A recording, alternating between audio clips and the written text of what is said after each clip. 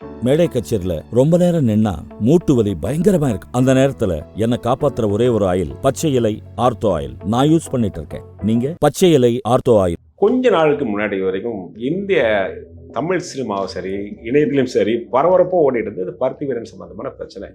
தயாரிப்பாளர் ஞானவேல் ராஜா சொல்லியிருந்தாரு. நீங்களும் அதுக்கு ஒரு பதில் இன்னும் உங்களோட கருத்தை சொல்லியிருந்தீங்க. உங்களுக்கு சார்பாக வந்து பல இயக்குநர்கள் வந்தாங்க. சசிகுமார், சுமித்ரகனி வரிசையாக வந்துட்டே இருந்தாங்க. திடீர்னு பார்த்தா அந்த பிரச்சனை எதுவுமே அமைதியாச்சு. அந்த பிரச்சனையெல்லாம் முடிஞ்சிச்சா, இல்லை ஏதாவது ஒரு தீர்வு வந்ததா? நான் மீண்டும் மீண்டும் சொல்வது, அந்த அந்த அந்த திரைப்படத்தின் மூலமாக எனக்கு ஏற்பட்ட பண இழப்பை விட எனக்கு நீதி வேணும்னு தான் நான் முன்னரே சொல்லியிருந்தேன். என்னை பொறுத்தவரையில் கிட்டத்தட்ட அந்த வழக்கு முடிஞ்சு மக்களிடத்தில் மூலமாக நீதி பெற்றவனாக நான் ஆயிட்டேன். இனிமே கிடைக்க வேண்டியது உயர் நீதிமன்றத்திலிருந்து. அது பணமாக இருக்கலாம், எதுவாக இருக்கலாம், இல்லாமலும் போகலாம். ஆனால் இந்த 17 ஆண்டு கால போராட்டத்திற்கான தீர்ப்பை நான் பெற்றுவிட்டதாக தான் பார்க்குறேன். ஏன்னா மக்கள் கொடுத்துட்டாங்க அந்த தீர்ப்பை. நான் இப்பவும் சொல்கிறேன், அது குறித்து அந்த வழக்கு குறித்து பேசுவதற்கு இன்னும் பல செய்திகள் இருக்குது, இன்னும் நிறைய செய்திகள் இருக்குது. நேரம் வரும்போது நாம் பேச மாட்டோம், நாம் வாயே திறக்க மாட்டோம், எப்பயுமே திறந்ததில்லை. அவர்களாக வந்து வம்பிழுத்து அதை வெளியே கொண்டு வர வச்சாங்க. இன்னும் சொல்வதற்கு அவ்வளவு தரவுகள் இருக்குது. புரிதலில் ஒரு கோளாறு இருக்குது. அதை இடையிலிருந்து ஊதி பெரிதாக்கிட்டாங்கன்னு நான் சொல்கிறேன். மூணாவது ஒருத்தர் வந்து கெடுத்துருவாருன்னு நான் நம்பலை. அவ்வளவு அறியாமையில் உள்ளவன் இல்லை நான். கருத்து முரண் இல்லாத மனிதனே கிடையாது. ஆனால் எனக்கும் ரவிசங்கருக்குமான உறவை என்னுடைய விருப்பமோ உங்களுடைய விருப்பமோ இல்லாமல் மூணாவது ஒருத்தர் வந்து கெடுத்துருவாருன்றதை நான் நம்புகிற அளவுக்கு முட்டாள் இல்லை. வெற்றிமாறன் படம் பண்ணுறது அடுத்து வாடி வாசலில் சூர்யா நடிக்கிறார். அதில் ஒரு முக்கியமான கதாபாத்திரம் நீங்கள் நடிக்கிறீங்க. இந்த பருத்தி வீரன் சர்ச்சை திரும்ப கிளம்புறதுனால அந்த படத்தில் நீங்கள் நடிப்பீங்களா, இல்லை சூர்யா நடிப்பாரா, இல்லை 2 பேருமே நீங்கள் நடிக்க முடியுமா? நடிக்க முடிஞ்சால் கூட உங்களுக்கு 3 பேருக்கு உங்கள் 2 பேருக்குமான நேர்கை சந்திக்கிற வாய்ப்புகள். அந்த படம் வாடிவாசல் திரைப்படம் தொடங்கினால் நிச்சயமாக இது நடக்கும். எங்களுக்குள்ள அந்த முரண்லாம் கிடையாது. பருத்தி வீரன் திரைப்படம் குறித்த பிரச்சனையை நான் சூர்யா அவர்களிடம் பேசினதும் கிடையாது, சூர்யாவும் என்கிட்ட பேசினதும் கிடையாது. பேசியிருந்தால் அது அப்போவே முடிஞ்சிருக்குங்க. அது எத்தனை வருஷம் இழுக்குது? 2 பேருக்குமே பேசுகிற பழக்கம் இல்லை. இவ்வளவு சர்ச்சைகளுக்கு பின்னாடியும் இவ்வளவு விவாதங்களுக்கு பின்னாடியும் கலைஞர் நூற்றாண்டு விழாவில் திரு சூர்யா அவர்கள் வரும்பொழுது அவர் கை கொடுத்தாரு. ஐயா நல்லா இருக்கீங்களா, எப்படி இருக்கீங்கன்னாரு. நல்லா இருக்கேன்னு சொல்லி எழுந்திரிச்சு கை கொடுத்து கட்டி பிடிச்சிக்கிட்டேன். அதனால் அந்த முரண்லாம் வராது. கதாநாயகன் சூர்யா அப்படின்னு வெற்றிமாறன் முடிவு பண்ணியிருக்காரு. ஒரு கேரக்டர், ஒரு பிரதான பாத்திரத்தை நான் செய்வேன். அது அவர்கிட்ட தான். படப்பிடிப்பு தளத்தில் நான் ஒரு நடிகராக இருந்து என் பணியை செய்வனே தவிர சூர்யா அவர்கள் நடிப்பின் மீது எனக்கு எப்பொழுதுமே ஒரு ஈர்ப்பு இருக்குது. சூர்யாவின் வளர்ச்சியின் மீது எனக்கு ஒரு பிரமிப்பு இருக்குது. ரசிக்கிறேன், ரசிக்காமல் இல்லை. அது ஒரு தனிப்பட்ட விருப்பு வெறுப்பு அதெல்லாம் தாண்டி கலைஞனாக நமக்கு ஒருத்தர் இருக்கும்ல. அப்புறம் நட்பாக இருந்தவர், என்னோட நண்பர் தான், சகோதரன் போல இருந்தவர். இப்போ கலைஞர் விழாவில் 2 பேரும் சந்திச்சு பேசுகிறீங்க, அது நல்லா ஆச்சு. இப்போ அடுத்து வாடிவாசல் படம் ஷூட்டிங் போகும்போது இந்த பழைய பிரச்சனைகளுக்கு எல்லாருக்கும் ஒரு முடிவு வர்றதுக்கான வாய்ப்பு இருக்குமோன்னு தோணும்.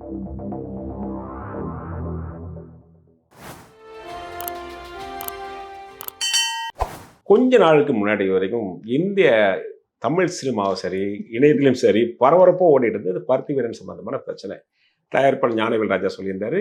நீங்களும் அதுக்கு ஒரு பதில் இன்னும் உங்களோட கருத்தை சொல்லியிருந்தீங்க. உங்களுக்கு சார்பாக வந்து பல இயக்குநர்கள் வந்தாங்க. சசிகுமார், சுமித்ரகனி வரிசையாக வந்துட்டே இருந்தாங்க. திடீர்னு பார்த்தா அந்த பிரச்சனை எதுவுமே அமைதியாச்சு. அந்த பிரச்சனையெல்லாம் முடிஞ்சிச்சா, இல்லை ஏதாவது ஒரு தீர்வு வந்ததா? இல்லை, தொடக்கத்திலிருந்தே இந்த பிரச்சனை குறித்து நான் வெளியில் பேசலை.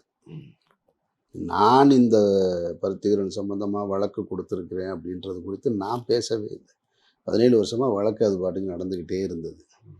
நான் அமைதியாக இருந்து வழக்கை நடத்திக்கிட்டு தான் இருந்தேன். மாயவளையுடைய ப்ரமோஷனில் ஒரு இன்டர்வியூவில் கேட்கும் பொழுது, ஜப்பான் பட விழா குறித்து பேசும் பொழுது அது பேசக்கூடிய சூழ்நிலை உருவானது. நான் உருவாக்கல அந்த சூழ்நிலையை, அவர்கள் ஏற்படுத்தியது. அப்போ நான் சொல்கிறேன், வழக்கு நடந்துட்டு இருக்கும் பொழுது நான் எப்படி போக முடியும்னு கேட்குறேன். அப்போ தான் இந்த வழக்குன்ற ஒரு விஷயத்தையே எடுத்து வைக்கிறேன். வழக்கு நடக்குதான்னு எல்லாரும் ஆச்சரியமாக கேட்குறாங்க. அது குறித்து வழக்கு நடக்குதுன்னு சொல்லி கேட்ட உடனே அப்போ தயாரிப்பாளர்கிட்ட கூப்பிட்டு கேட்குறாங்க. கூப்பிட்டு கேட்டால் அவர் என்ன சொல்லணும்? அவருக்கு 1000 பதில் சொல்வதற்கு நியாயமான காரணங்கள் இருந்திருக்கலாம். அவர் என்ன சொல்லியிருக்கணும்? ஆமாங்க, வழக்கு நடக்குதுங்க, அவர் முறையாக கணக்கு கொடுக்கலங்க சொல்லலாம் இல்லையா? என் தரப்பு நியாயத்தை நான் சொல்வதற்கு எவ்வளோ உரிமை இருக்கிறதோ அதே உரிமை அவருக்கும் இருக்கிறதுல. யார் சரி தப்பு என்பதை காலம் முடிவு செய்யும். புரியுதா உங்களுக்கு? அப்போ அவர் என்ன செஞ்சுருக்காங்கன்னா, அவருக்கு முறையாக கணக்கு கொடுக்கல. அது குறித்து தயாரிப்பாளர் சங்கம் தான் பேசுனாங்க. அங்கே இறுதி முடிவு எட்டப்படாததால் அவர் நீதிமன்றத்துக்கு போனார். நீதிமன்றத்திற்கு போனதன் காரணமாக நாங்கள் இது குறித்து ஒன்றும் பேச முடியலை, எங்களுக்குள்ளே எந்த தொடர்பும் இல்லைன்னு சொல்லியிருந்தா இது முடிஞ்சிருக்கும். அவர் ஒரு புது விளக்கத்தை கொடுத்தாரு பாருங்க. என் மீது தகாத வார்த்தைகள், என்னை காயப்படுத்துவது போல் சில வார்த்தைகள், என்னை என்னுடைய கேரக்டர் அசாசினேஷன் என்று சொல்லக்கூடிய இத்தனை ஆண்டு காலம் நான் சேர்த்து வைத்திருந்த நற்பெயரையும் என் குடும்பத்தினர் என் மீது வைத்திருந்த நம்பிக்கையும் மொத்தமாக குழி தோண்டி புதைப்பது போல ஒரு நேர்காணலை கொடுத்தார். அதுதான் இதை பூதாகரமாக ஆக்குச்சே தவிர, வழக்கு நடக்குதா எனக்கு தெரியவே தெரியாதே அப்படின்னு அவர் சொன்னது.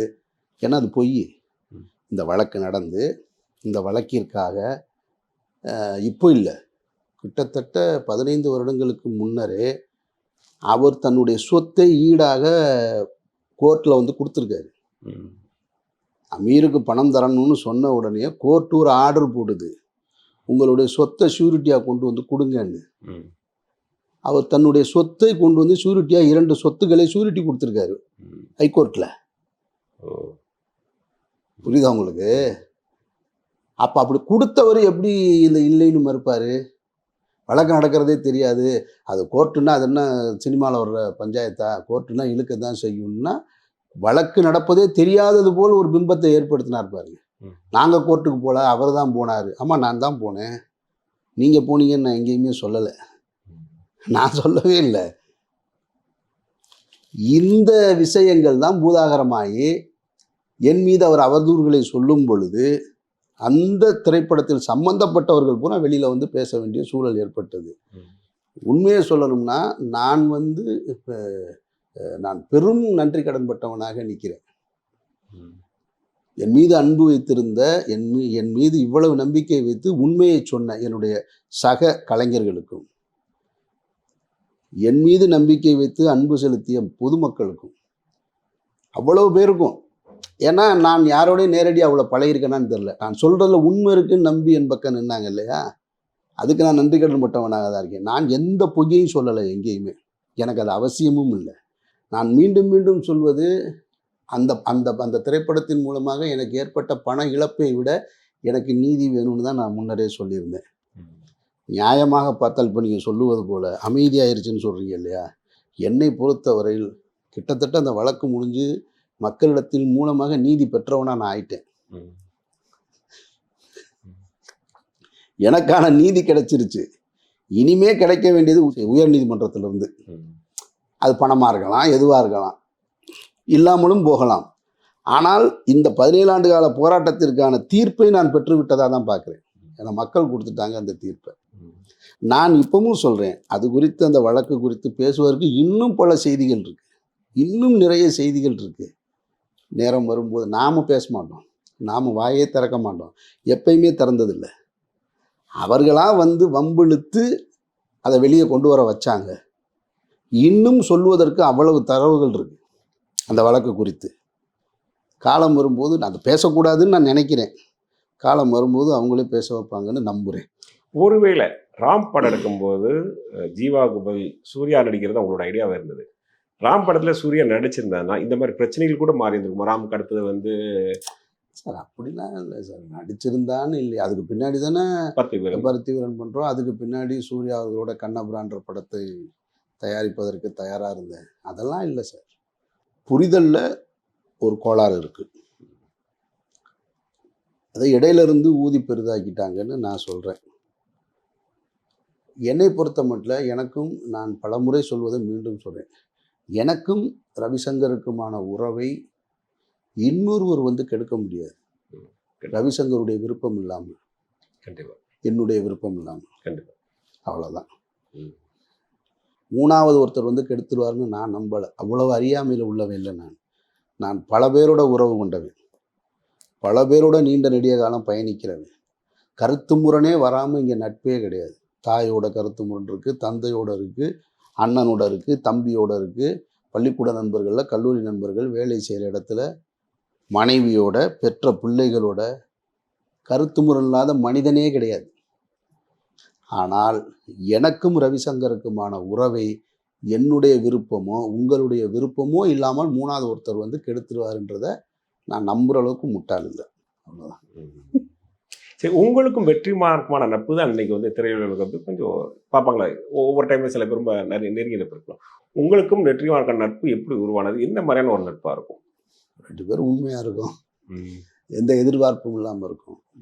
ஒரே தளத்தில் நின்னாலும் ஒரே விளையாட்டு வீரர்களாக இருந்தாலும் ஒருத்தர் மேலே ஒருத்தருக்கு போட்டி பொறாமை இல்லை. என்னுடைய வளர்ச்சியின் மீது அவருக்கு அக்கறையும் அன்பும் இருக்குது. அவருடைய வளர்ச்சியின் மீது அதீத அக்கறை கொண்டவன் நான் இருக்கேன். நான் அவ்வளோதான், வேற என்ன இருக்குது? தொடங்கும் பொழுது இந்த நட்பு இவ்வளவு உறுதி செய்யப்படுமா, இவ்வளவு இறுக்கமாக இருக்குமா என்பது பல பேருக்கு ஐயமாக இருந்தது. பயணம் செய்யும் போதே கூட எனக்கும் தெரியாது. நானும் இவ்வளோ காலம் அவரோட பயணிப்பேன், இப்படி பயணிப்போன்ற எனக்கு நம்பிக்கை இல்லை. வட சென்னை படப்பிடிப்புல அந்த அந்த படத்திற்குள்ளே போகும்போது 3 நாளைக்கு மேலே தாங்காதுன்னாங்க. அதுதான் எல்லோருடைய ஒரே குரலாக இருந்தது. அப்போ இங்கே நான் வந்து அவருடைய திறமையின் மீது மதிப்பும் நம்பிக்கையும் வச்சுருக்கேன். அவர் என் மீது நம்பிக்கை வச்சுருக்காரு. ஸோ 2 பேருமே கண்டென்ட் டைரக்டர்னு சொல்லிக்கிட்டா கூட அவர் வேற ஒன்றை தேர்ந்தெடுக்கிறார், நான் வேற ஒன்றை தேர்ந்தெடுக்கிறேன். நான் உணர்வுகளின் மீது பயணிக்கிறேன், உறவுகளின் மீது பயணிக்கிறேன். அவர் அரசியல் மீது பயணிக்கிறார் திரைப்படங்களில். ஸோ அப்போ எனக்கு அதுக்கும் ஒன்றும் பெரிய இது கிடையாது. அவர் ட்ராக் வேறு, என்னுடைய ட்ராக் வேறையாக இருக்குது. அப்போ அவருடைய திரைப்படங்கள் குறித்து என்னுடைய பார்வை, என்னுடைய படம் குறித்து அவருடைய பார்வை, அதுதான். இப்போ மாயாவளை பார்த்தாச்சு, ஃபஸ்ட் காப்பி எடுத்து கியூப்பில் ஏற்றியாச்சு. கியூப்பில் ஏற்றி காப்பி ரெடி. ஆக்சுவலாக போன மாதம் ரிலீஸ் ஆக வேண்டிய படம் ஏன் ரிலீஸ் ஆகலைன்னா அதுக்கு வெற்றிமாறன் தான் காரணம். வந்தார், படம் பார்த்தாரு, ஓகே எல்லாம் நல்லா இருக்குது, ஒரு இடம் சேர்த்தா நல்லா இருக்குமே அப்படின்னாரு. சேர்த்துக்குங்க அப்படின்னு. என்ன சேர்த்துங்கன்றீங்க? அவ்வளோ எந்த இடம் நல்லா இருக்குன்னு சொல்கிறீங்களோ சேர்த்துங்கன்னு. ஒரு நாள் படப்பிடிப்பை நான் திட்டமிட்டு கொடுத்தேன். இயக்குனரோட சேர்ந்து ரமேஷ் பாலகிருஷ்ணனோட சேர்ந்து அவரே தான் அந்த காட்சி படமாக்கி கொடுத்தாரு. அந்த சீனை வெற்றிமாறன் பண்ணி அவரே பண்ணி கொடுத்தார். ஒன்றுமே இதில் ஒன்றும் கிடையாது. ஸோ அந்த புரிதல்லாம் எங்கள் 2 பேர்த்துக்குள்ளே இருக்கிறதுனால தொடர்ச்சியாக பயணிக்க முடியுது. வேறு எந்த எதிர்பார்ப்பும் கிடையாது. பொருளாதார ரீதியாக எந்த எதிர்பார்ப்பும் கிடையாது. அவர் ஐயோ அவர் மேலே போயிட்டாருன்னு இல்லை, அவர் ஐயோ இவர் இப்படி இருக்காரு அப்படிலாம் ஆக முடியாது. இப்பவும் கூட எதுவாக இருந்தாலும் நான் அவர்கிட்ட கேட்பேன், அவர் என்கிட்ட ஃபோன் பண்ணி கேட்பார். இப்படி ஒரு கருத்து இருக்குது, இந்த இதில் நம்ம என்ன நிலைப்பாட்டை எடுக்கலாம், எது சரியாக இருக்கும்பாரு, விவாதம் செய்வோம், அப்புறம் ஒரு முடிவு சொல்லுவார். அது தொடர்ந்துக்கிட்டே இருக்குது இறைவனர்களால். அது அவரோட இருக்குது, பழனியப்பனோட இருக்குது. நான் அதை சொல்கிறேன். நான் மற்ற எல்லோரோடையும் நட்பு இருந்தால் கூட இந்த அளவுக்கான புரிதல் வந்து ஏற்கனவே எனக்கு ஜனா பழனியப்பனோட இருந்தது. ஜனா இல்லை இப்போ எங்கள் கூட. அதனால் எனக்கு பழனியப்பனும் இந்த வெற்றிமாறனும் அந்த இடத்துல இருக்காங்க. அவரும் எதாக இருந்தாலும் என்கிட்ட கேட்பார் பழனியப்பனும், நானும் அவர்கிட்ட கேட்பேன். அவர் தொடர்ச்சியாக திரைப்படங்கள் இல்லாதனால உங்கள்கிட்ட இருந்து இந்த கேள்வி வரல. அவருடைய அரசியல் நிலைப்பாடு குறித்து, பொது வெளியில் பேசுகிறது குறித்து, அவருடைய தமிழா ஷோ குறித்து என்கிட்ட பேசுவார். நான் அவர்கிட்ட பேசுவேன், என்னுடைய படம் குறித்து பேசுவேன். அதனால் இந்த நட்பு தொடருது, இறைவனர்களால் இன்னும் தொடரும் நம்புகிறேன். வெற்றிமாறன் படம் பண்ணுறது அடுத்து வாடி வாசலால் சூர்யா நடிக்கிறார். அதில் ஒரு முக்கியமான கதாபாத்திரம் நீங்கள் நடிக்கிறீங்க. இந்த பார்த்திபன் சர்ச்சை திரும்ப கிளம்புறதுனால அந்த படத்தில் நீங்கள் நடிப்பீங்களா, இல்லை சூர்யா நடிப்பாரா, இல்லை 2 பேருமே நீங்கள் நடிக்க முடியுமா? நடிக்க முடிஞ்சால் கூட உங்களுக்கு 3 பேருக்கு உங்கள் 2 பேருக்குமான நேர்கேடு வாய்ப்புகள். அந்த படம் வாடிவாசல் திரைப்படம் தொடங்கினால் நிச்சயமாக இது நடக்கும். எங்களுக்குள்ள அந்த முரண்லாம் கிடையாது. பருத்திவீரன் திரைப்படம் குறித்த பிரச்சனையை நான் சூர்யா அவர்களிடம் பேசினதும் கிடையாது, சூர்யாவும் என்கிட்ட பேசினதும் கிடையாது. பேசியிருந்தால் தான் அப்போவே முடிஞ்சிருக்குமே. அது எத்தனை வருஷம் இழுக்குது? 2 பேருக்குமே பேசுகிற பழக்கம் இல்லை. பொது வெளியில் எங்கு பார்த்தாலும் அன்போடு ஒருவரை ஒருவர் கைகுலுக்கிக் கொள்வதுதான் வழக்கம் எனக்கும் சூர்யா அவர்களுக்கும். இவ்வளவு சர்ச்சைகளுக்கு பின்னாடியும், இவ்வளவு விவாதங்களுக்கு பின்னாடியும் கலைஞர் நூற்றாண்டு விழாவில் திரு சூர்யா அவர்கள் வரும்பொழுது அவர் கை கொடுத்தாரு. ஐயா நல்லா இருக்கீங்களா, எப்படி இருக்கீங்கன்னாரு. நல்லா இருக்கேன்னு சொல்லி எழுந்திரிச்சு கை கொடுத்து கட்டி பிடிச்சிக்கிட்டேன். அதனால் அந்த முரண்லாம் வராது. வாடிவாசல் திரைப்படத்தை பொறுத்த மட்டும் கதாநாயகன் சூர்யா அப்படின்னு வெற்றிமாறன் முடிவு பண்ணியிருக்காரு. ஒரு கேரக்டர், ஒரு பிரதான பாத்திரத்தை நான் செய்வேன். அது அவர்கிட்ட தான் இல்ல, அதெல்லாம் நீங்கள் அவர்கிட்ட தான் இல்ல கேட்கணும். நான் எதுக்கு கேட்கறேன்னா, இப்ப சூர்யா கதாநாயகன் நடிக்கிறாரு. இப்ப அவர் கூட உங்களை இன்டராக்ட் பண்ற மாதிரி ஒரு கேரக்டர். அதெல்லாம் இருக்கு, படம் பூரா இருக்கு. அது சரி. okay. படம் பூரா அவரோடு இன்ட்ராக்ட் பண்ணுறது மாதிரியான கதாபாத்திரம் தான். ஒரு பிரதான கதாபாத்திரத்தை முடிவு செஞ்சுருக்காரு. படப்பிடிப்பு தளத்தில் நான் ஒரு நடிகராக இருந்து என் பணியை செய்வனே தவிர, சூர்யா அவர்கள் நடிப்பின் மீது எனக்கு எப்பொழுதுமே ஒரு ஈர்ப்பு இருக்குது. சூர்யாவின் வளர்ச்சியின் மீது எனக்கு ஒரு பிரமிப்பு இருக்குது. ரசிக்கிறேன், நான் ரசிக்காமல் இல்லை. அது ஒரு தனிப்பட்ட விருப்பு வெறுப்பு அதெல்லாம் தாண்டி கலைஞனாக நமக்கு ஒருத்தர் இருக்கும்ல. அப்புறம் நட்பாக இருந்தவர் தானே, என்னோட நண்பர் தானே, அவர் சகோதரன் போல இருந்தவர் தானே. அதனால படப்பிடிப்பு தளத்தில் அவரோடு எப்படி நின்று நடிக்க போகிறோன்றதை ஆவலாக காத்துட்ருக்கேன் நான்.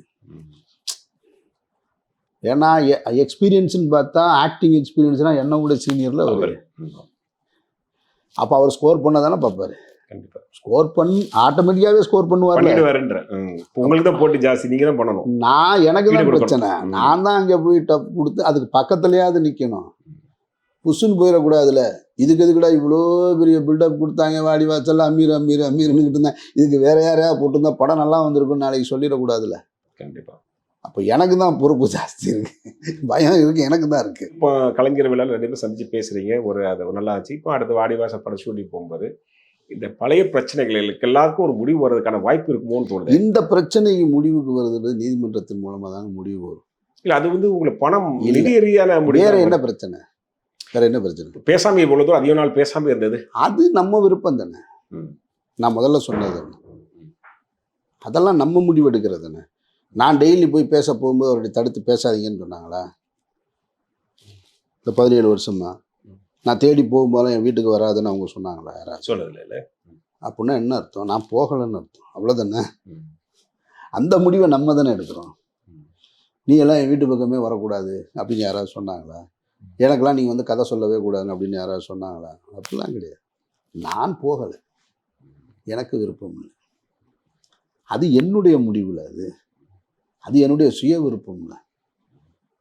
நான் எப்படி வாழணும்னு நான் தானே முடிவு பண்ணுவேன். சமூகம் முடிவு பண்ண முடியாதுல்ல. நான் பணக்காரனாக வாழணுமா, வெற்றி பெற்ற கலைஞனாக வாழணுமா, மனிதனாக வாழணுமா, சாமானியனாக வாழணுமான்றதை நான்ல முடிவு பண்ணணும். என் மீது ஒரு அழுத்தத்தின் காரணமாக பிறர் முடிவு செய்ய முடியாது. என்னுடைய வாழ்க்கையை, என்னுடைய சந்தோஷம் துக்கம் எல்லாமே நான் தேர்வு செய்வது. அதனால் என்னுடைய திரைப்பயண பாதையை நான் யாரோடு நண்பர்களாக உறவு கொள்ளணும், யாரோடு குடும்ப உறவுகளாக இருக்கணும்னு நான்ல முடிவு செய்யணும். அது எப்பொழுதுமே என் கையில் இருக்கு. இப்போ வெற்றிமாறன் நீங்கள் தொடர்ந்து டிராவல் பண்ணும்போது வட சென்னைன்னு ஒரு படம் ரொம்ப நாளாவே இது பேச்சாட்டு இருக்கு. அது அடுத்த பாகம் பாருங்க, 2 வட சென்னை 2. வட சென்னை 2 நான் மட்டும் இல்லை, நடிகர் தனுஷ் ரொம்ப ஆர்வமாக இருக்கார். அந்த முடிவை வெற்றி தான் எடுக்கணும். வெற்றிக்கான இன்னைக்கு இருக்கக்கூடிய கமிட்மெண்ட்டுக்கு வட சென்னை 2 உடனே போவாரான்றது டவுட் தான், சந்தேகம்தான். ஏன்னா விடுதலை 2 பெரிய பொறுப்புணர்வோடு வேலை செஞ்சிட்ருக்காரு. அதுக்கப்புறம் மிகுந்த எதிர்பார்ப்பை உண்டு பண்ணியிருக்கிற வாடிவாசல். அதுக்கப்புறம் அவருக்கு ஜூனியர் என்டிஆரோட படம் கேட்குறாங்க, விஜய் அவர்களோட பேசுகிறாரு. அதுக்கப்புறமா இன்னும் பெரிய நடிகர்களோடலாம் பேசிக்கிட்டு இருக்கும் பொழுது மீண்டும் தனுஷோடே சேர்ந்து சில படங்களை இயக்கலாமான்னு யோசிச்சுட்டு இருக்கும் பொழுது வட சென்னை 2 என்பது காலம்தான் அதை முடிவு செய்யும். ஏதாவது ஒரு ப்ராஜெக்ட் முன்னாடி பின்னாடி போய் ஒரு தேதி கிடச்சி இல்லை இப்போ இதை ஆரம்பிக்கலான்றத காலம் தானே முடிவு செய்யும். இப்போ விடுதலை ஆரம்பிக்கும் பொழுது அவர் பார்ட் 1 பிளான் பண்ணலே. இப்போ நான் கூட இறைவன் மிகப்பெரியவன் இப்போ பண்ணிக்கிட்டு இருக்கேன். இதை நான் தொடங்கலை. நான் தொடங்கினது சந்தனத்தேவன் தானே. இறைவன் மிகப்பெரியவனுக்கு நான் ஏன் புதுமுகத்தை வச்சு எடுக்கணும்னு எனக்கு என்ன இப்போ அவசியம் இருந்தது? அப்படின்னா காலம்தான் முடிவு பண்ணுது. மாயவலையை காலம்தான் முடிவு பண்ணுச்சு. கொரோனா தான் முடிவு பண்ணுச்சு மாயவலையை, நான் முடிவு பண்ணல. சந்தனத்தேவனை தொடங்கிட்டு ஒரு ஹீரோவை வச்சு அது ஒரு படப்பிடிப்பு நடந்து நின்று ஒரு பெரிய ஷெட்யூல் முடிஞ்சு நின்றுச்சு. அதுக்கப்புறம் என்ன செய்யலாங்கும் பொழுது கொரோனா வந்துருச்சு. கொரோனாவுக்கு பற்றியில் தான் என்னுடைய தயாரிப்பில் ரமேஷ் பாலகிருஷ்ணன் இயக்கத்தில் இந்த படத்தை உருவாக்குறேன். இதை வைக்கும் பொழுது தான் இறைவன் மிகப்பெரிய புதுமுகத்தை வச்சு எடுக்கலாம். அப்போ மீண்டும் ஹீரோக்களுடைய தேதிக்காக காத்திருக்கக்கூடிய சூழல் இல்லை. அவங்களும் யாரும் வேகமாக தயாராக முன் வந்து நிற்கலைன்றதுனால புதுமுகத்தை வச்சு இறைவன் மிகப்பெரியவனை தொடங்கி முடிக்க போகிறோம். இன்னும் ஒரு ஷெட்யூல் பேலன்ஸ் இருக்குது, அதோட முடிஞ்சது. ஆமாம், அந்த ஒரு ஷெட்யூலில் போகிறதுக்குள்ளே பெரும்பாடாக இருக்குது எனக்கு. 70% படப்பிடிப்பை முடிச்சுட்டு ஒரு 30% படப்பிடிப்புக்கு போராடிக்கிட்டு இருக்கேன். இந்த மாதம் கிளம்பிடுவேன். ஸோ அடுத்து உங்களுடைய இயக்குனராக உங்களுடைய அடுத்த பயணம் எப்படி இருக்கும்? இறைவன் மிகப்பெரியவருக்கு அடுத்தது. மீண்டும் ஒரு புதுமுகத்தை வச்சு ஒரு பெரிய படம் இயக்கலாம். பருத்தி வீரன் போன்ற ஒரு கலரில், அந்த கலர் அது மாதிரியான கதை இல்லை, அந்த கலரில் ஒரு படத்தை இயக்கலாம்னு ஒரு எண்ணம் இருக்குது. சூரி அவர்களோட ஒரு படம் பேசி வச்சுருக்கேன். சூரியோடு தொடங்குவதற்கான ஒரு படம் எதுன்றத இது முடியும் பொழுது யார் அவைலபிளாக இருக்காங்கன்றதை வச்சு தான். அப்போ அந்த இடத்துல இருந்தான் யாராவது ஒரு ஹீரோ பண்ணலான்னு கேட்டால் நான் மாட்டேன்னு சொல்ல போகிறதில்ல, கண்டிப்பாக பண்ணுவேன். அப்போ அந்த இடத்துலேருந்து முடிவு பண்ணிக்கிறோம். முதல்ல இதை முடிச்சுருவோம். மாயாவளி உயிர் தமிழுக்கு ரிலீஸ் பண்ணிட்டு இதையும் இறைவன் வியப்பன் ரிலீஸ் பண்ணிட்டு அங்கேருந்து நிதானமாக ஒரு முடிவெடுப்போம்னு நினச்சிட்ருக்கேன். இவ்வளவு நேரம் பல கருத்துக்களை, அதாவது மனதில் பட்டதை மிக வெளிப்படையாகவும் இதுவரைக்கும் இருந்த சர்ச்சைகளுக்குரிய கேள்விகளையும் கூட மிக தெளிவாக சொல்லியிருக்கீங்க. இந்த சந்திப்பு பல தகவல்களை பகிர்ந்திருக்க ஒரு நல்ல சந்தர்ப்பமாக அமைஞ்சது. நன்றி. நன்றி.